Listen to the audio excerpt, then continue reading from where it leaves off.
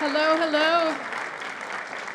Happy spring. It is spring. I know it doesn't seem like it, but thank you so much for coming out tonight. I'm Heather Hitchens. I'm the president of the American Theater Wing, and thank you. It's a pleasure and an honor to get to do that job every day, and this is part of that job. I'm really thrilled to welcome you to another Working in the Theater Live. And Working in the Theater Live is where we discuss important and exciting behind-the-scene topics in the theater, live and in person. But we're also filming it so we can share it with the world, because we have amazing people here tonight that I think we're all going to learn a lot from. I want to thank our partners for this evening, including the American Institute of Architects, the New York chapter, the Center of Architecture, and Knoll. And I also want to send special thanks to Second Stage and the Hayes Theater. And David Rockwell did this beautiful renovation, so please look at everything around you.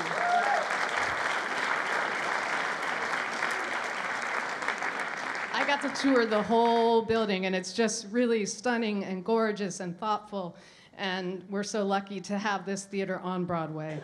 And of course, David Rockwell did the scenic design for Lobby Hero, which is going to take place in this theater.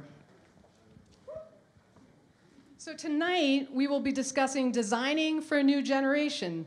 How does the design of a performance space impact the creation of new work? How can the space transform the audience's experience of that work? We are so fortunate, as I mentioned, to have an amazing panel and an amazing moderator. It is now, balancing cards and microphones is, It is now my pleasure to introduce our moderator, Curt Anderson. He is a best-selling author and host of Studio 360, the Peabody Award-winning public radio program. He is a regular contributor to the New York Times and Vanity Fair, and a regular commentator for MSNBC. He was editor-in-chief of New York Magazine and served as Time Magazine's design and architecture critic for a decade. How does he have time to be here tonight? We are so lucky. Please welcome Curt Anderson. Thank you. Thank you. Hello. Thank you all for coming.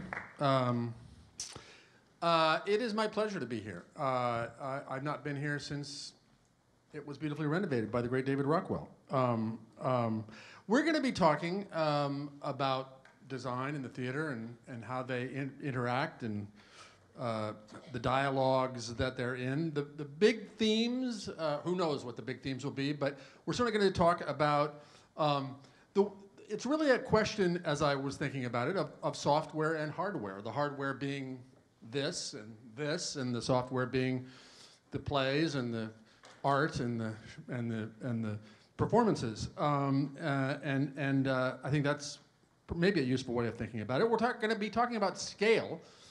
A nice, intimate, for Broadway purposes, theater like this, small, even more intimate, as well as mega scales, like some of the other theaters on Broadway, or the new Shed, which we're going to be talking about a lot, and innovation in general, how innovative design can come out of innovation in playmaking and theatrical peacemaking, and vice versa, and how that works, and various hybrid forms. I mean,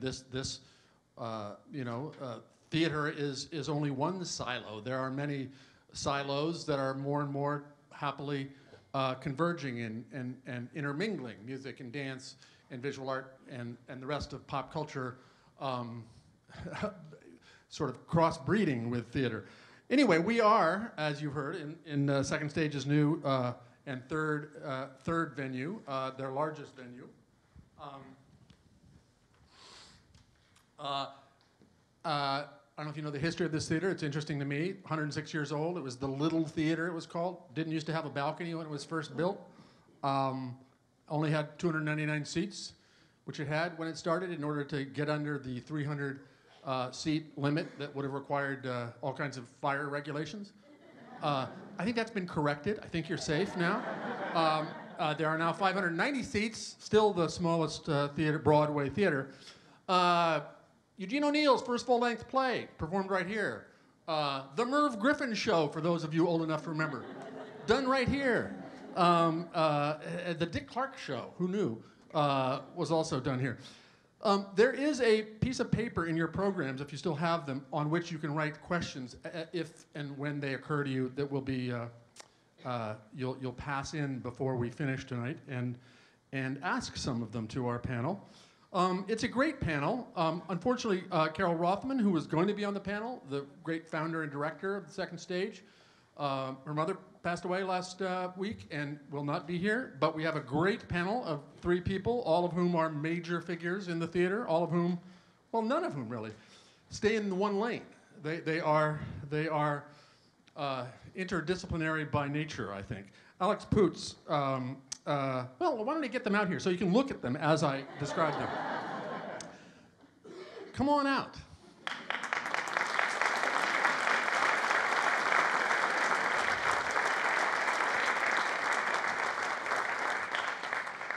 I won't start with Alex. I'll start with Natasha because she's immediately to my left and your right. Natasha Katz is one of the premier lighting designers in the world, and by the look of her CV, designs all lighting for all live shows of every kind. On Broadway, she has done more than 50 shows, for which she has won 6 Tonys so far, including 4 in the last 6 years. This block is just like basically a Natasha Katz block. You've got Frozen, you've got Hello Dolly, you've got that here, but she's also got Aladdin, School of Rock, and several other shows currently running. Bruce Springsteen also. I won't ask you for tickets, but you know. She also designs for dance, for the City Ballet, for the ABT, for Royal Opera House in London, and opera all over the world as well. And one-person concert shows of all kinds, and there's probably other lighting that you do that I don't know about, but maybe we'll talk about later. Next to Natasha is David Rockwell, who is the chief renovator of this theater. The head of the Rockwell Group, yes. Which is 250 hardworking people. So a lot of what we're going to be talking about tonight, I think, is teamwork. He is, in addition to designing theaters and theater spaces and other kinds of festive public spaces, he is, as was mentioned, a designer of sets, including this one, including the one for She Loves Me, which won a Tony Award in 2016. Sure. He's also a friend and collaborator on various projects who now occupies the space that I once occupied when we had Spy Magazine there back in the 1990s. And finally, to my far left, your far right, is Alex Poots, whose career, as I told him, his job is maybe the only job, one of the few jobs in the world that I envy. He has spent an entire career encouraging and enabling all kinds of cross-fertilization in London at the Barbican and at the Tate Museum, and then a decade inventing something called the Manchester International Festival, which was clearly just a prelude for transforming New York theater with what he did at the Park Avenue Armory for several years, and now what he, not to raise the bars too high, what he's about to do at the Shed, which is described as being a place for all types of performing arts, visual arts, and popular culture, and which David Rockwell, along with Dillard Scofidio, have designed. So, let's get underway. I became a little more knowledgeable and very interested in this whole subject last year when I read a piece by Joshua Dax in a theater magazine about how the history of how theater itself, stages and theaters, have evolved, and how it has always been for hundreds and hundreds of years, thousands of years for that matter, a matter of improvising and then taking what becomes the standard practice and standardizing and codifying that. Wagon in the tavern becomes a theater, and a show at the Duke's Palazzo becomes a proscenium stage. Is that what's happening now? I'll start with you, Alex, but all of you, any of you can jump in. I mean, the Armory was an armory, and it was turned into this extraordinary theatrical arts space, and now they've built a $500 million version of it on the Hudson for you to play with. Is that what's happening in terms of how new kinds of spaces get designed for performance? You know, I think the point about the Armory, I don't want to start the first question disagreeing with you, but... Oh, please. That's why but I it. will. The thing with the Armory that attracted me to it from the first moment I walked in was that it basically told you what to do. There was a grain, I don't mean a physical one, a kind of a historical one. There were ghosts. There was so much about it that there was so much information there and so much going on architecturally, historically, all the things that most of what, you know, before arriving and looking at it, most of what I had thought I might do there went in the bin, because it was very much dictating the agenda in the most beautiful, fantastic way. And so it made the job really quite easy, because there are only so many people who could take on that scale of work and those elements. Whereas the shed, I would say, is almost the opposite. It's the thing that made me leave my lovely home in London and come to this amazing city was that I'd never seen a building that really could get close to doing most things. That's why I set up a festival that was citywide, so we had the canvas to play on was the whole city. But here was a building that had an incredibly flexible performance space that could go from 1,300 seats to over 2,000 standing. There were 2 galleries. There was a 500-seat theatre that could, with fully flexible seating, that could change into 220-seat theatres. Then you go back to the first space, the big space. The whole walls the blinds could come up, and you could have a completely translucent situation for visual arts. So really the difference with the shed was that I could go to my artists and say, what do you want to do? And we didn't have to decide where they were going. And then if they wanted to go outdoors, then we just park the shed because it moves. And you've got an outdoor plaza. So really, you could start these journeys not being defined by where you're going, but being defined by what they want to do. And both are really exciting. And it was a pleasure to be at the Armory, and I'm really excited about the shed. Given that, as we all know, it's a commonplace and true that art and design and good design are so often a result of constraints and creatively dealing with constraints, it sounds a little terrifying to have the most flexible space in history and we can do anything. What do you want to do? That sounds scary. It does. And so what you are more inclined to explore, or I am at least, my approach is to look at the format of art forms rather than really the framing device, but look at the format. So you look at the concert, the recital. How can you advance the recital? So you go to an artist and say, what would be a way of advancing the recital format? Or what would be the way of advancing the theatre format? Or any kind of, we've got a show coming up in the shed next year where we've invited Gerhard Richter, the painter, to work and make new work with and for Steve Reich, the American composer. And both are making work based on a central theme that they share and discovered. And they are making their own works, and these works will be brought together and will come alive when they're evoked together.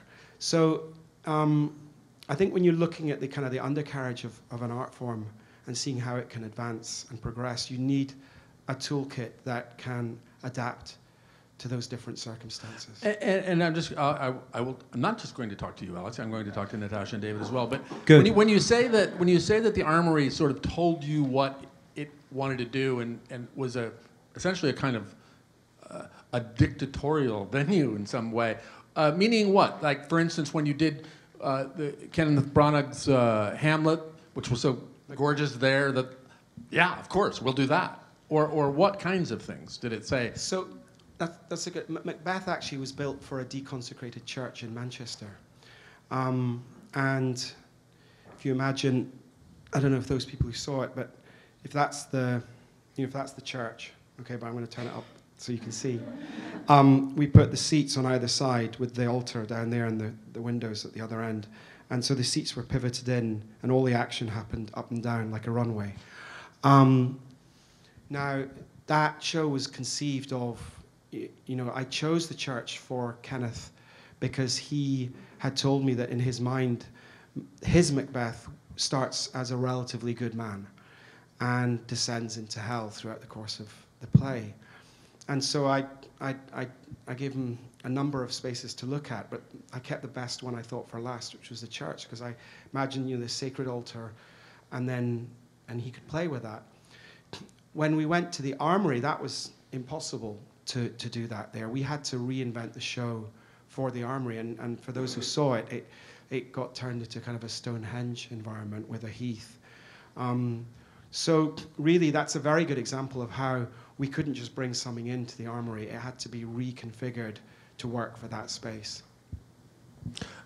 David, you had, and Diller Scofidio, Liz Diller and Rick Scofidio had been working on the design for what was then the Culture Shed, before it became simply the Shed, before this guy ever came on board, right?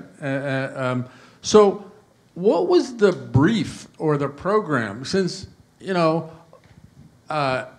didn't have, there was not an artistic director saying, this is the kind of thing we're going to do, so we need this space for this and that space for this. How did that design proceed without any of the stuff that an architect usually has? So it began with Diller Scofidio Renfro, Charles Renfro, Rick Scofidio, Liz, and Rockwell Group submitting an idea, and there was a kind of request for ideas for what would be the cultural center of Hudson Yards, and Dan Doctoroff, who's our extraordinary chairman, when he was with the city, they had been through a rezoning, and this neighborhood had a dot that was going to be a cultural piece, and they were looking for ideas. And it was 2008. So as we started to think about it, I guess our main driver was knowing that sort of the traditional forms of New York has so many incredible theaters, it has so many galleries, great museums. What could we think about that would protect that space for what artists might want to do in the future? And in flexibility, you mentioned, flexibility can be terrifying. I think flexibility in theaters has gotten a kind of bad rap, because in some cases the flexibility is so flexible no one can figure out how to use it. It's or indecipherable. The black box theater is so characterless that who wants to see anything? And so that's how it began, really just an investigation of what artists might need in the future, and that includes some very large spaces and some very small spaces, and the ability to modulate between those is kind of how we began, and also thinking about the ability for spaces to do a wide range of both visual and performing arts. But the fact that it sounds sort of, obviously with Dan Doctoroff and other members of the board, no doubt, having input, invented the program that you were then designing? Well, there was a lot of conversation with arts groups throughout the city, hundreds and hundreds of arts groups about what could be possible. And so it was a very wide net. And as we started to think about it, I remember I was saying earlier, our first meeting with Alex, I didn't realize he was jet lagged at the time, and it certainly wasn't borne out by the number of ideas he had at the meeting. We had created the possibility of many, many different things happening. And those were challenged. And in fact, as we met with more and more artists, what we discovered is, in fact, artists want something to push up against as well. And that was an interesting journey as well. that we went through. You know, this theater is, in terms of size, you know, so small compared to something like the Shed. But one of the things that's similar is the design, the architecture, the infrastructure is just the beginning. You know, design is the beginning of the conversation, just like the set is the beginning of the play, and that's something we're very aware of. And was this idea of this 120-foot thing on wheels that opens and closes, was that an early idea or just a sudden aha moment of architecture as theater?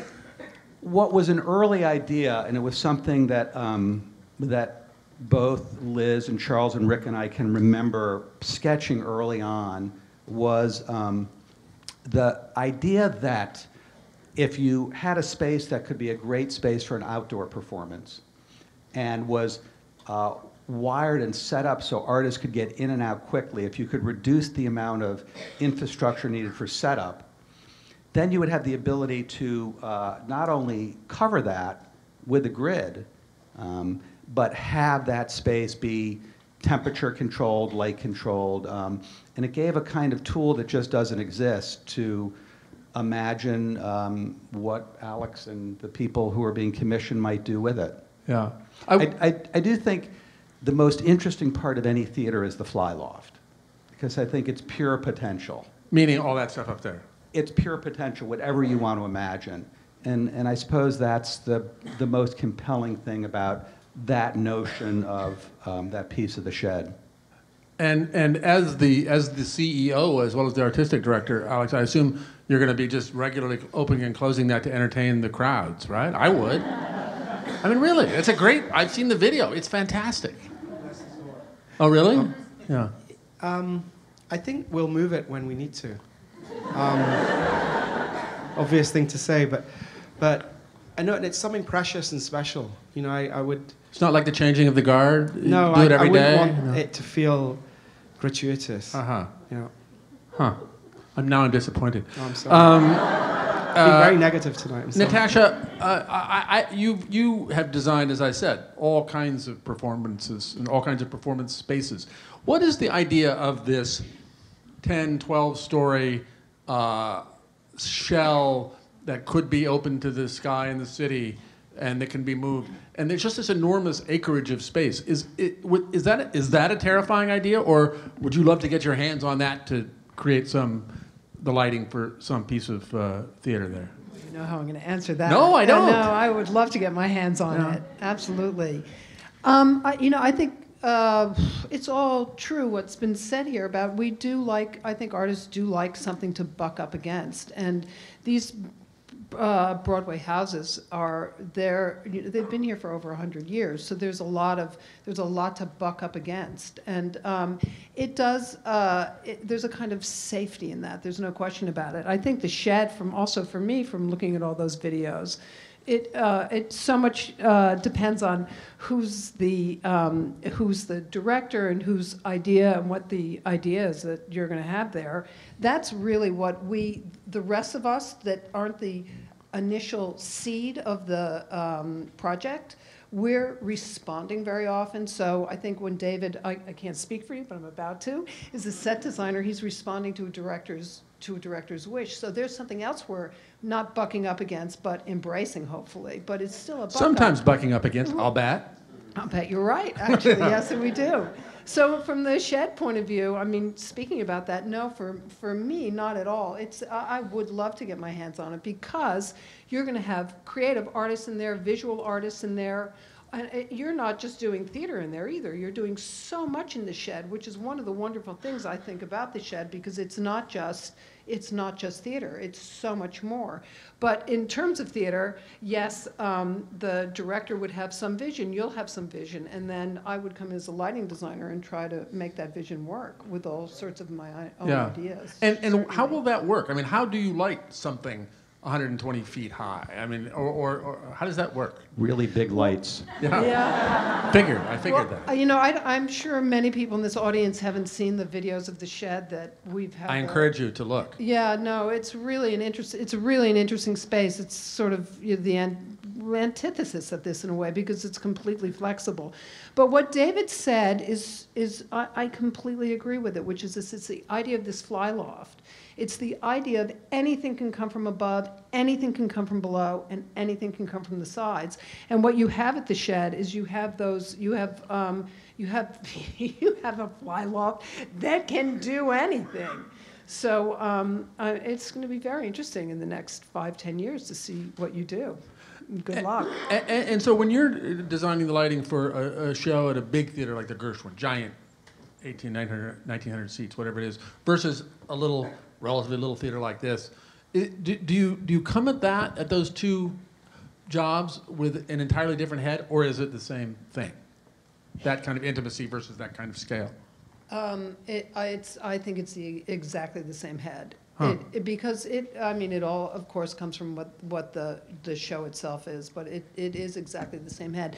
You know, I do want to say something about transforming spaces in these proscenium houses, which is that we all talked earlier and mentioned that we have Frozen, which is next door, which is a show that I actually designed the lighting for.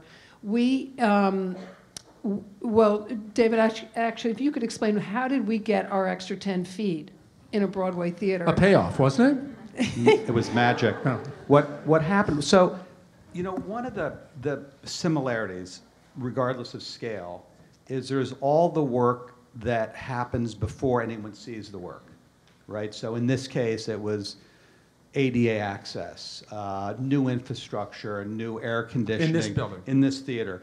New rigging system, new wiring, totally rebuilt. 16 dressing rooms instead of 6. 17 dressing rooms. Yeah. And also in this case, one of the things that Second Stage was in discussions with is working with the St. James and moving the wall of the Annex. So there's the landmark building, and then there's an Annex that was built that abuts the St. James. And we took 10 feet of that space, exchanged that with the St. James, and then rebuilt the Annex over it. So it is a very synergistic. Frozen actually would not have those glaciers if it weren't for the Second Stage, I don't think, right? No, that's absolutely Or there'd true. be very little glaciers. Yeah, that's right. So there's all the work you do to set the stage, and that's really where a set designer works as well. It's, you know, in the case of this set, the play calls for an exterior and interior. It calls for the ability to see out through some of the doors, and the elevator is more opaque. Underneath that, it calls for a kind of compression that comes from these people trapped in the lobby. So you sort of build that case as you would in this lobby. In this lobby, right. Not that lobby. I wanted to say something about all the questions that you've been asking, that in these Broadway houses, and that extra 10 feet definitely helped, but what happens is we put so much scenery, so much lighting, so many costumes, and people have to make costume changes, that very often when you're going to see a Broadway show and you see these sets come at you, that what they do is they triple stack the scenery when it goes off stage. So we essentially take a space that's not flexible and make it flexible, but where you don't see it. So if a train in Hello Dolly goes off stage, they then grab that train and they hoist it up on winches so that it's up in the flies, and then underneath it, they'll put something else up into the flies also underneath the train so that they can then bring on a hat shop or whatever it is in any show. So what's happening is that we're taking these very, very small spaces of Broadway theaters and essentially have 3 shows running backstage at the same time. And we've talked about, oh yes, constraints. We have that generates creativity. Does it bug you as well? I mean, do you just get tired of, my God, look at this shallow stage, or look at what we have to do here? Do you ever think, man, we should get Rockwell to design something from scratch that would work better for us? Well, when we were doing the set here, I couldn't complain about the theater for that reason. Yes, I can imagine. Alex, your history, certainly in Manchester and elsewhere, was doing, having performances of all kinds, in all kinds of places, parking garages and non-theater spaces. Do you ever, does part of you yearn for, I wish I could just do this proscenium thing over and over again, or are you happy to have every kind of space available to your impresario desires? You mean, do I yearn for having a city as opposed to a building? Well, I guess that's one way of asking. You know, I had a city for 10 years, Right. and I've never had a building before. So, and I don't get one for another year, because it opens next year. It's a really good question, though. I think, you know, and I go back to your point, Natasha's point, which is that, you know, I should have said earlier, we're a commissioning organization, so we're about inviting artists who are really advancing their art form to imagine what they might do next.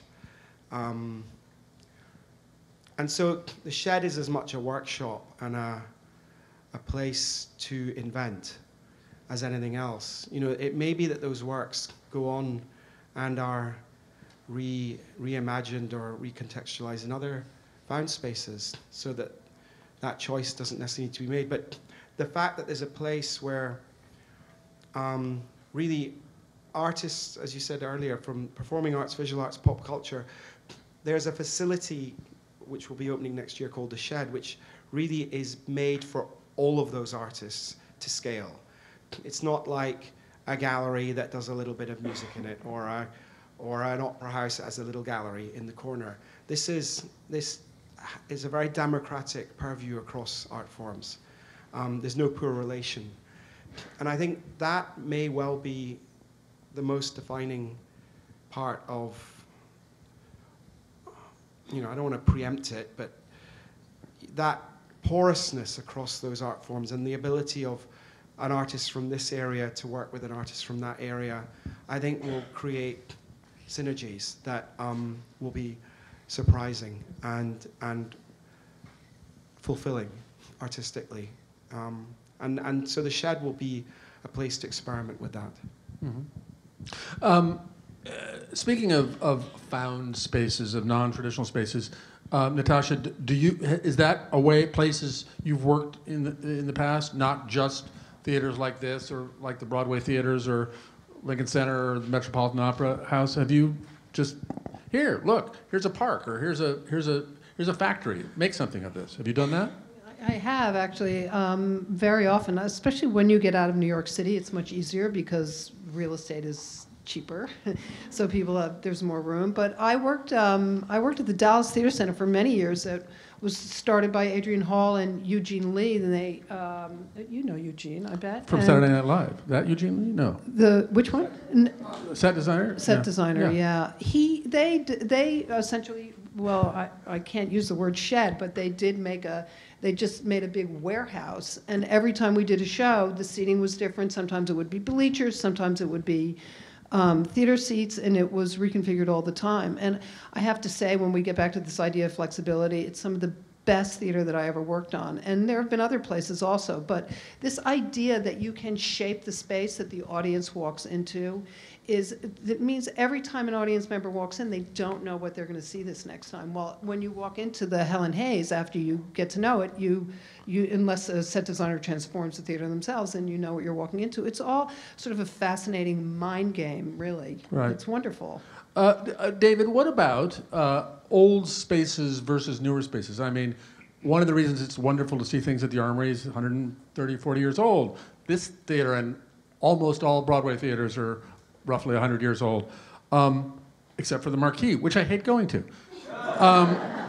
What about that? What about the character of a place? And obviously a lot of character can be accrued simply by having years have passed. Is that part of your sense of when you're designing a set, when you're thinking about theater?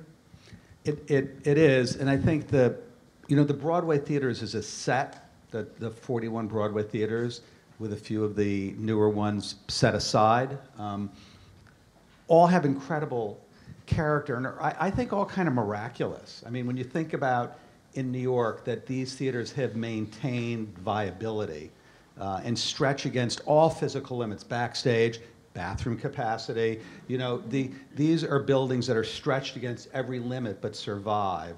And one of the interesting things, and Alex and I have had this conversation about character that with a newer space, I don't think there's such a thing as neutrality, and I don't think that's what Peter Brooks had in mind when he talked about an empty space. I think there is character inherent in every detail, and with newer spaces, you have to find that character in other elements other than accelerating history and creating, you know, when the Chocolate Factory does productions here and there's a created brick wall, it's because that's what exists there. So I think character is not only critical, but isn't about inventing something that links to something else. It's trying to find what the unique DNA of the thing is. I wanted to say one thing about Alex, though, that the link between Manchester and the Shed that I find most astonishing, and that is the almost magician-like quality of multiple things happening at once. And I think that's a defining element that you get when you walk around the theater district, and you will get in a compressed form in the programming. And is that true? That's what you'll be. There will be multiple things going on at once. So if you imagine the opening, we have in the hall, which is the bit that moves, we have a new show that's conceived by Steve McQueen with expert advisors. The artist and filmmaker. Yeah, not the dead cowboy. Right. Although that would be pretty amazing. Yeah. We resurrect Steve McQueen. Yeah, we're yeah. done. And that's, you know, in partnership with Quincy Jones and No ID, the kind of current preeminent producer, Kanye West and Jay-Z. So that will be in the hall, but at the same time, for several weeks, we'll have these new works by Gerhard Richter, Steve Reich, and Arvo Pärt, and in the gallery above that, new work by Tricia Donnelly, and above that, a new dramatic monologue by Anne Carson, performed by Ben Whishaw and sung by Renee Fleming. So all of that will be happening for weeks and weeks from the opening onwards. And the idea that... Let me in. That sounds great. Well, but also the idea that and I should have said the Steve McQueen show is about, it's called Soundtrack of America. It's about we commissioned Maureen Mahon to create a family tree of African-American music, and it's about performing that musically. Performing that music, but only musically, not staging it in any way, over 2 weeks. And so you'll hear that history, you know, what arguably many people would say is the most influential art form of the last 100 years, and yet no one knows its origins. There's not one record of what that music sounded like in the 17th century or in the 18th century. So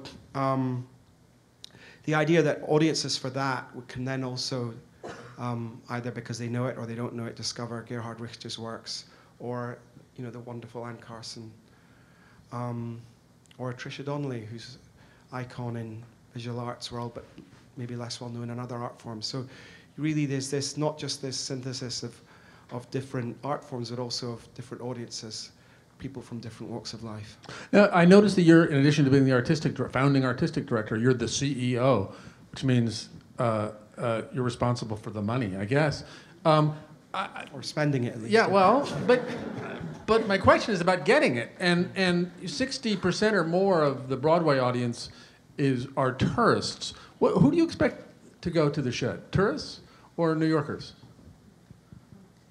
You know, I think it starts with New York, but it's for everyone. I mean, I always say anyone with a curious mind is welcome to the Shed. I think if that opening gives you a sense that there's no, you know, I really object to the kind of high art, low art definition. I think there's good art and bad art. And there's good examples of those, good and bad, in every art form. But if you can come to the Shed as a lover of rap music and discover Gerhard Richter and Anne Carson, or vice versa, and trust that all of those artists are leaders in their field and are worth paying attention to. Yeah. So, your fingers are crossed, I guess is what you're saying. Your fingers are crossed. I mean, it's a big... Oh, yeah. No, I mean... It's not going to be cheap to run this thing, and you need a lot of people coming through, right? I was the same title at my old job at the Manchester International Festival. I like the discipline of having, working with a team of people on the artistic side, but also working with a team on the money. And I think the two are two sides of the same coin. They shouldn't be devoid of each other. I want to talk, in addition to spaces, permanent spaces, just how you guys design a play. Like, David, I mean, I've seen much of your work, as everybody has, no doubt, but it ranges. I mean, sometimes sets are suggestive and more abstract. Sometimes they are, wall-to-wall, floor-to-ceiling illusions of fantasy, like She Loves Me. There's this, which is, it's a lobby of an apartment building in New York, but we see the edges. The illusion is visible. How much of those decisions are yours, and how much are they the budgets? How much are they the directors or producers? How does that work? Well, it always starts out with looking at the material, studying the material, talking to the director, and while you're trying to imagine what the director needs, what the play calls for, how to create a place, you're also thinking about what is the kind of backstory, what is the world that the audience is going to most connect with in that show. And that really comes out of, and one of the things that I've always been fascinated with is movement. I think movement in theater, I can't think of another art form where the physical transformation happens in front of you. So an audience comes in, 600 people in the theater, and they become a community around whatever story is happening, and the designer is helping to set that stage. And so I think it is about trying to find both the solutions and the kind of poetry of what's the world in addition to what's needed. In this particular case, it came out of a play that is about these 4 people in a lobby, 2 or 3 in the morning, in a very, a world in which none of them can quite figure out how to get out. And they're all on some version of shifty moral ground. And it does call for an exterior.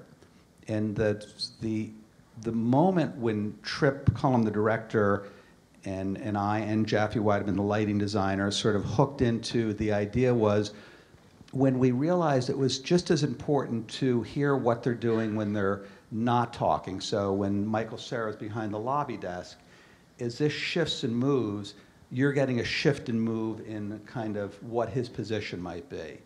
And so it allowed us to have a more cinematic version of from the exterior to the interior. In another moment that was crucial is in looking at every version of New York that could be represented to set the world, we realized what we really wanted to see was the kind of atmosphere of 2 or 3 in the morning in New York, which really led to this being both isolated on an island and compressed with the ceiling. So when the floor rotates, the ceiling rotates. So, and I think about Natasha, like the obsession that goes into creating a 35-second lighting transition that brings alive the set doesn't happen unless there's a dialogue with the director, the lighting designer, the set designer. That kind of amalgam is really magical to me, and it takes so much obsession about every little detail in order to get to a point where it just breathes. And Natasha, you do so much of your work are big musicals, pieces of musical theater, which implies, and often is, fantastical places and less kitchen sink realism in terms of how it's lit. Does that? I mean, do you like that? Does it give you more of a kind of a bigger palette where you're not restricted to light the way it is in the real world? Yes, it does. I think that, I mean, David's described the process extremely well. And for me as a lighting designer, as I've gone further and further into my career, I think that my response to the director and to the set designer and to the playwright comes from a much more emotional place than what David has described. So what you've said about musicals, I think I translate into plays when I do plays also, which is that I just did Long Day's Journey into Night a couple years ago, and that is a Long Day's Journey into Night. But it's not dissimilar to a set like this in the sense that sometimes there aren't walls. So where does naturalism come in then? You can't have naturalism. You can have an idea of what naturalism is, or you can have what our emotional response to naturalism is. So the Long Day's Journey Tonight starts in the daytime and goes to nighttime, but it's also it's Mary Tyrone going into her drug-induced the end of her life. So lighting in that particular case isn't just about the day starting here and the night ending there. It's also an emotional version of what's going on with her. And this is what happens in musicals all the time. But musicals have music in them too, so then there's an emotional response to that. So I think that all, for me, that's just me as a lighting designer. There are many that really believe in naturalism very strongly. But I tend to work more to the abstract version of that. Right. And you won a Tony for that, did you not? For Long Day's Journey? I did, for an emotional response to a play. Yes. So in that case, the lighting, you could poetically represent her drug-addled gloom with the lighting. Is that sort of what you did? I believe I wanted to, yes. If that's based on personal experience or anything like that. It's interesting that so much of what you have pioneered, Alex, and certainly theater by its nature, is so collaborative, unlike most visual art, unlike writing novels, which is just being in a room or a studio and doing it. Do you find that in terms of the design and the art and the work and the place and how all those interact and push up against each other, the collaboration is a virtue in and of itself, or is just a means to the particular end of creating the kinds of work you all create? It's a great question. One of the things that anyone in my position I think cares most about is trying to get that delicate, precious balance right between a creative team. I think that's where the alchemy can happen. If you get that group of people right, and if you surround them with the right energy, and if they're supported correctly, and occasionally interrogated, but largely left to make their magic. So, yeah, I don't know if that answers your question, but that's for me. That's one of the main reasons why I do the job. Is trying to get that early bit of the thinking right. Imagining. I remember one of my collaborators is a curator and artistic director called Hans-Ulrich Obrist, and he said to me one day he was going off to meet his old friend and mentor, Gerhard Richter, who I mentioned earlier. And I said to him, we've always talked about putting together a visual artist and a composer. I said, just when you go and see him, ask him what composer he loves. And I remember writing a name, folding it on a piece of paper, and I gave it to him and say, just put that in your pocket. And he went to see him, literally I think a couple of days later he was off to see him. And Gerhard Richter said, Arvo Pärt. And in Hans's pocket was Arvo Pärt. Now it wasn't that complicated because Gerhard was going through a very minimalist kind of period in his work. And you could imagine him liking that. It might have been Steve Reich, it was later. Yeah. But just getting that right is for my job, which is the back of house guy who should really not be on the stage right now. But from that position, that's really, when you see those little seeds grow into a beautiful forest, and you sit back on opening night and it works, that's interesting. So it's casting of essentially artists to work together who aren't actors or performers. Yeah, and it might only be getting the right director and designer together, and then they figure all the rest of it out because they have relationships. Sometimes it's none of that, but often just trying to eke out. I mean, it was like with Kenneth Branagh when he first met me, and I had, of course, had this great idea I wanted to pitch to him, and he's unbelievably polite, and he says to me, "Oh, fascinating, Alex," which in English means I'm not interested. And I said. And he said, might I suggest an idea? And I'm like, oh God, this isn't going well. So I said, of course. And he said, well, I'm thinking of maybe doing my first Macbeth. And I was like, let's just kill my last idea. Forget about it. And I said, well, how are you going to do it? And he described this idea of this descent from a good man to bad. And I said, yeah, but who's going to direct it? He said, oh, I'm going to direct it. And I was like, okay, can we maybe discuss that at the next meeting? And he said, yeah, if you want to. And at the next meeting, I thought really carefully, and you're terrified at that moment because you've got one of the great Shakespearean actors alive, and you don't want to say anything that would make him go to the guy down the road. So I just very gently, I said, I think you're putting too much pressure on yourself to try and do that role for the first time at that level and direct it and direct everyone else. Why not co-direct it? And I remember I'd been to see Ruth Wilson and Jude Law in Anna Christie, which he'd directed. And he'd done it really, really well, but his movement was particularly of interest to me, the way he moved the people around the stage. And I mentioned Rob Ashford to Ken, and they got on famously because what was happening there was that it was Kenneth's interpretation, really, of the text. The words were said the way he wanted them.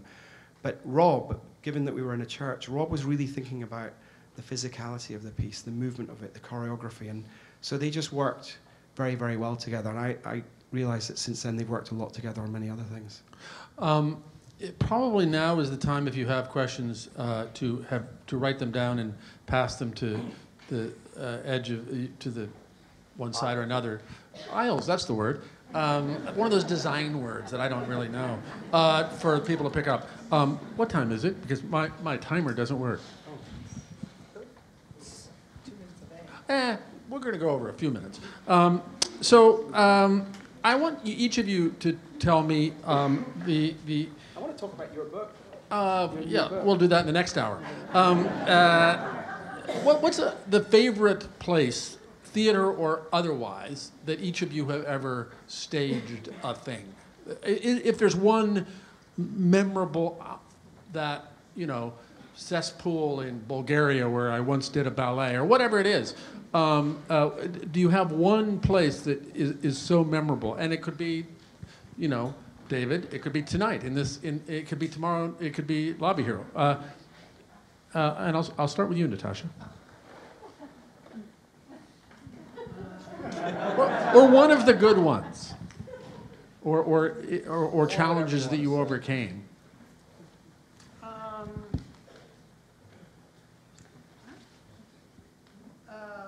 going to ask you to pass to one of them. Okay.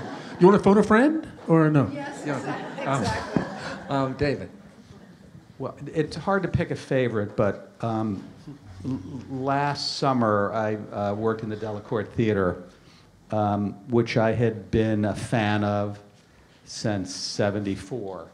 And I've got to say it was a magical summer. It was a magical place to work for a couple of reasons. One is, I think, theater is like a memory machine. You're in a place and you have these incredible memories that are formed from that 2.5-hour experience. And being in the center of Central Park and working with 3 different directors and in 3 different shows, and with an extraordinary group of committed staff and interns who just, you talk about collaboration, but it reminds me of a director who once said to me, collaboration is a word designers made up to feel like they have a say. But this group was all so passionate about we can do this, we can, and then every night to have New Yorkers come see it outside was powerful. Yeah. And dusk, the process of sunset probably helps. Humbling for a lighting designer, because you keep hoping it will get darker sooner. That's true. Actually, well, I did a show in the park, and we had a lot of lights lighting the trees that were behind the stage. And after about a week of running the show, we had so many lights lighting the trees that the people on Fifth Avenue complained, and we had to turn them off. Those damn people on Fifth Avenue. How about that? Alex, do you have one? Well, I'm a bit like David. There's probably half a dozen, but I'll just randomly pick one that comes to mind. I'd been trying to present Kraftwerk, you know, the German inventors of technopop, I guess. And you know, they're really hard to book. Everyone wants them. They don't really want to do anything. And well, they've done it all. They don't really need to do anything. But you know, there's obviously that song Tour de France, and they're really keen cyclists. And I remember thinking, well, what assets have we got in Manchester? You know, because it's not London, it's not New York. But we had the velodrome, which is where the British Olympic gold medal cyclists would train every week. And I just thought, wouldn't it be interesting if we could get that and put Kraftwerk on in there? And so we did. I went to speak to them. We had a 5,500 capacity space. And then when they were performing Tour de France, we got the Olympic cyclists to come out and do the victory lap during the show. And so that's just one. That was fantastic. There are lots of good questions. Well done, audience. Some of which I was going to ask. For David Rockwell, how does your work as a set designer influence your architecture and vice versa? Well, that gives me a chance to change my answer to the last question.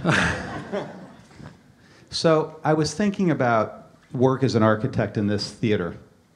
And, you know, this is a sample, early on sample of one of the walls. And so we spent 2 or 3 years thinking about the building and thinking about how to respect the history of the Hayes and at the same time think about the future of Second Stage and how to create a contemporary space that would honor this. And I remember when we were in tech rehearsals, I was looking at the walls and looking at the lighting and then look at the stage and look back at the walls. And, I realized what all of the architecture is about is setting the opportunity for that performance to happen. So it was kind of interesting to just find my focus moving from the side to where it should be in the theater, which is what's happening on stage when the lights dim. So my interest began really as an architect. And theater was something I loved, I was a fan of. I went to the theater all the time. And actually a friend of Natasha's, Jules Fisher, encouraged me, why don't you think about designing for the theater? And I thought, well, that would be hard to do. I've got an ongoing career. And he suggested I just meet with directors over a period of years and start to build up a dialogue. And what I realized is what I was most interested in is storytelling and how things move to do that. And that really was a direct connection to the architecture. And it strikes me, tell me if I'm wrong, that if God came to you and said, you got to give up one or the other, it's either buildings or theater, my sense is you'd stick with this. No, I would change. Money aside. I'd change the subject. Oh. I mean, the real joy is not being defined by any particular I understand. bond. Yeah. I understand. No, which is why all of you in freely driving in various lanes appeal to me and are admirable. And here's your audience question, Alex, regarding the shed programming. How much of it will be curated and how much will be rentals/private events? So when I was asked to apply for the job, it was pretty much all rentals. And that really didn't interest a lot of the people who did apply. And I'm very pleased to report that very early on, before any of us really even got to second interview. I knew a group of us said, you know, this is just not interesting. You're going to build this amazing place. You want to do something special with it. And the board brilliantly changed their mind. And, you know, I always think it's a sign of great intelligence when you are prepared to change your mind. And so, actually, the balance is about 70% commission programmed work and 30% rental, but it will not feel like that because while we're renting one piece out, other parts of the building will still be working as a commissioning and presenting center. So apart from, I think, 4 or 5 weeks a year when it will close down, it will be open to the public to do either gallery work, and most of the time it will be open in its full capacity. And you'll rent it to anybody? Is there anybody you'd turn down? I'm most keen, I'm going to be killed for saying this, but I'm most keen on renting to people who are not in the arts. So I'd be much happier renting to a car launch than anything else. I just think we want to define ourselves through the arts and human creativity, more humanities side, and how that touches science and technology. And anything that we do it in a rental area should be so different. Should be great, but it should be very, very different so that we're not confusing our identity. But like a political rally, like a Make America Great Again rally in there? Wouldn't be my first choice. Yeah. Well, you're a politic man, Alex Poots. Natasha, what advice can you give to new playwrights, directors, etc., to make your job easier? Do playwrights and directors make your job unnecessarily hard by their choices? No, I think what you know. Actually,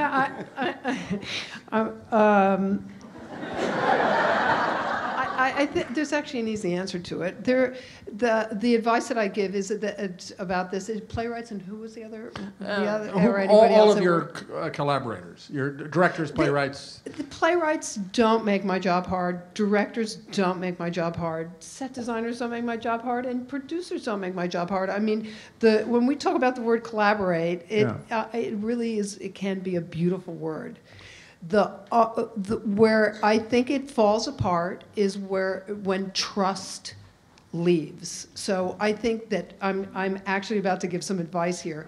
If you trust the people that are working for you, which has to do with the people that you bring in the room together, and actually that's key for me, everybody else I'm working with. But if you trust the people in the room, then you will get a great product, and there's no way then everything will work. There would be no reason to dislike a playwright, and there shouldn't be. So that's the advice. Just trust, believe in the group of people that you have around you. And on that happy note, which is good advice for marriage and the rest of life, by the way. That didn't work for me, though. Well, maybe you can go back, and now the next time you can figure that out by trusting. Okay. Thank you all. This was just terrific. Thank you.